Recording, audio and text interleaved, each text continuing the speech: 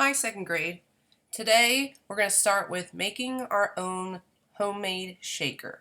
So you're going to need two things, and after I tell you what those two things are, you're going to have to pause the video and go find them. So you'll need a container. Now, it could be something simple like a shoebox or another type of empty box. If you have some empty water bottles lying around from your recycling, or even a larger bottle works. I found this in my recycling, which is pretty large. Um, it could be a metal container, it could be a plastic container, but just some like a Tupperware with a lid. But just make sure it has a lid because you're going to put another item inside it to make the shaking sound. So you need one, a container. Second, you need something to put inside. So I have two examples here. So you could use dried rice. So if you have some of that and your parents say it's okay, you can use that.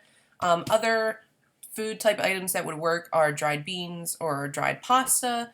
They would also work, but make sure you ask your parents' permission before you take or use anything. Now, in my large bottle, I'll take it out so you can see.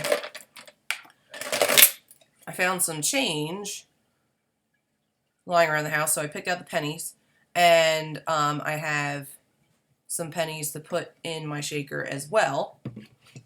So you could use pennies or paper clips even, or if you have some necklace or bracelet making kits with beads, those will work too.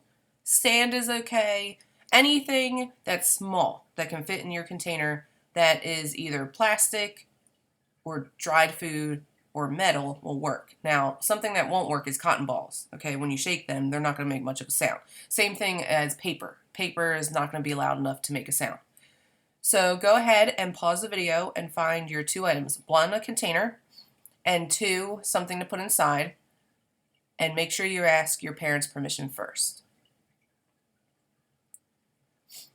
Now that you have what you need, you're going to make your shaker. So if you took something out of the recycling, make sure you wash it out, especially if it was a juice or a milk container, because at the bottom there's always a little bit left no matter how hard you try to get it all out. So it's okay if there's water at the bottom after washing it out. I have a little bit left still, and I did this a couple of days ago. So a little bit will stay there, but you want it to be water and not something else. So you're going to open your container and then put whatever you found to make the shaking sound inside. So you do not need a lot of what you found. I have 7 cents, also known as 7 pennies, and I'm going to put them in my jar. And I'm going to close the lid really tight so when I shake, nothing can fly out. Okay, so my pennies are in my jar, and I'm just going to give it a shake to hear what it sounds like. Okay, so that's pretty loud. And it kind of has a similar sound to the tambourines and sleigh bells we use at school because the things that are shaking are made out of metal, just like the little parts on those instruments are made out of metal that are shaking. So that's one example. My other example is my water bottle. And hopefully you can see at the bottom I have my rice that I put inside. Now if you're putting something inside that's small, really tiny, because pennies aren't too bad, but something really tiny like rice or beads or sand, be very careful when you're putting it in. Now also you can tell that I do not have a lot in there, maybe a teaspoon's worth. You don't want to put too much. You only want a little bit, because if you put too much, and you shake it, they're going to make a thud sound instead of a shaker sound because it's too heavy and there's too much in there. So go ahead and carefully put whatever is in you're putting in your container, especially if it's something small. And if you make a mess, make sure you clean it up for your parents. Don't leave it there for them, because you made the mess. Okay, now that you have whatever you put in your container, give it a shake. Okay, so this makes more of a sound similar to our maracas or egg shakers at school, because inside those are little beans or beads, or depending on the instrument.